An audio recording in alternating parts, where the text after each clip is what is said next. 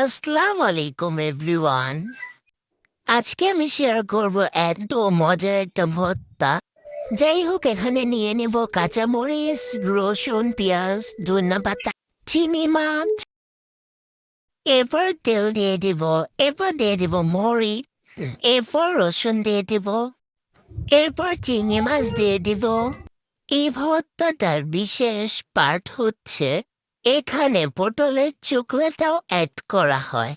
So এখানে হচ্ছে সবগুলা জিনিসকে ভেজে নেওয়া শেষ। এবার বাটার পালা।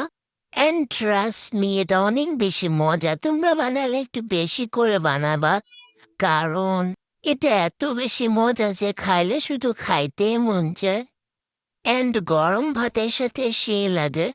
যাই হোক, please guys, like, comment, subscribe wine করে দিও। তোমরা সাপোর্ট করলে আমরা আরো ভিডিও বানানোর জন্য উৎসাহিত হব। আর এই চ্যানেলে নিউ নিউ ভিডিও আসবে। And bye bye guys, trust me, এটা অনেক বেশি মজা ছিল। বাই বাই, আল্লাহ হাফেজ।